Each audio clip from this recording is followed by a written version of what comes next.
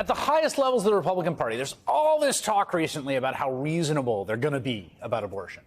From Nikki Haley talking about humanizing her position to Donald Trump portraying himself as a moderate, ludicrously, and pointing to exceptions as a way to sell Republican abortion bans, a sentiment echoed by other politicians. I do believe that there should be exceptions that are made. Probably most people are about 15 weeks with all the exceptions. Of course, you have to have some reasonable exceptions. That's the way they all talk now, Republicans. Exceptions. Of course, there's always exceptions. You guys want exceptions? We'll give you exceptions. No one's going to be harmed by abortion bans. What do they actually do, though, when they have the power? What do? We can look. Here's a test case in Texas, a state with a near total ban on abortion controlled entirely by Republicans, with criminal penalties for doctors up to life in prison. And Kate Cox lives in Texas with her husband and 2 children near Dallas. She is 20 weeks pregnant, but doctors tragically just discovered the baby she is carrying has a rare genetic condition that will almost certainly result in a stillbirth or death soon after birth. Kate Cox asked a judge to make an exception to Texas law to allow her to get an abortion so she can protect her health and, crucially, also her future fertility, which is threatened.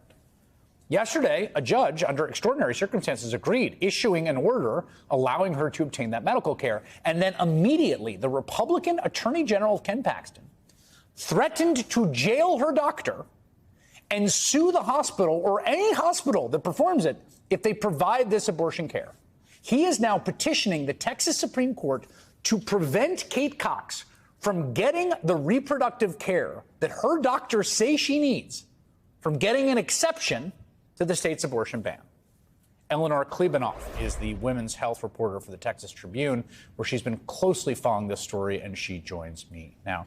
Eleanor, can you just tell me a little bit more about Kate Cox and how this sort of came about? Sure. So Kate Cox is 31 years old. She lives in Dallas. She already has 2 kids. She and her husband really wanted this pregnancy. They were excited when they found out they were pregnant. And then they learned that, they'd received the diagnosis that no parent wants to receive, that this much wanted pregnancy would not result in a happy, healthy baby. And in fact, probably, if she delivered a baby, it would survive just hours or days. She is asking, as you said, or she asked a judge to give her an abortion or allow her to have an abortion. And this is sort of the case that I think lawyers and advocates have been waiting for in Texas, to challenge these laws and see what we do now that we've got this test case. Yeah, I mean, one of the things that's so pernicious, I think, from my perspective about how these laws function is that the criminal penalties are so severe, along with possible civil penalties, that there's this sort of just suffocating risk aversion for anyone that might try to practice this reproductive care. And people in the anti-abortion movement have said, well, they're being too cautious, and actually these are ridiculous stories that shouldn't happen. But then you've got Paxton making it clear that he intends to use every available tool of law for retribution against the practitioner, the doctor who might actually provide Kate Cox the care she needs. Right. The state's argument is, the problem is not the law. The problem is the doctors and how they're choosing to interpret the law. Then, we've got this case. And as you said, this doctor was told by a judge that the doctor is named in the lawsuit that said she'll be protected if she performs this abortion. And Attorney General Ken Paxton, as the Center for Reproductive Rights has framed it, really trying to cow these hospitals and convince them to not take on the risk of performing this abortion and sort of closing all the doors available to this woman if she were to try to seek this abortion in Texas. Yeah, I mean, he doesn't have to write the letter he wrote yesterday or file the petition. The writ of mandamus today. This is the Center for Reproductive Rights, which is representing Ms. Cox, saying that the state's mandamus position is stunning in its disregard for Ms. Cox's life, fertility, and the rule of law. We should also note that this is not only happening in Texas. You're a Texas reporter. We've seen similar stories. In Florida, we saw a story of a woman in a similar situation who was forced to carry to term a fetus that gasped for air and lived very briefly. That was the law. And then in Kentucky, you've got a class action suit that's asking a judge to block enforcement of Kentucky's trigger law and 6-week abortion ban. One of the plaintiffs and other pregnant women who wish to no longer be pregnant are suffering mental, constitutional, irreparable harm because they are denied the ability to obtain an abortion. We've seen a lot of legal challenges. Where does this go next? Is the Texas State Supreme Court going to weigh in on this?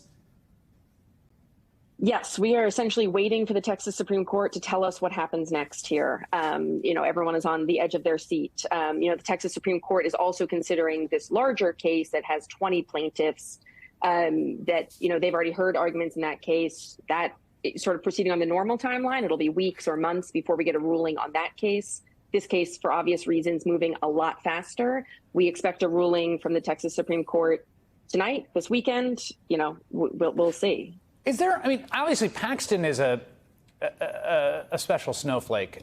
He is notorious in Texas politics. He just survived an impeachment. He's had an indictment for a very long period of time. He's an incredibly polarizing, and I would dare say a reviled figure by many, even in Republican politics in the state of Texas. Have other state leaders, Greg Abbott, the senators in that state, Cornyn and Cruz, has ever other people chimed in to say what they think should happen to this woman who is fighting to obtain the reproductive care that she needs? We have not heard widespread commentary on this case from elected leaders. I'll be honest, abortion in some ways has become a little bit of a radioactive topic now that we're sort of seeing how some of this plays out.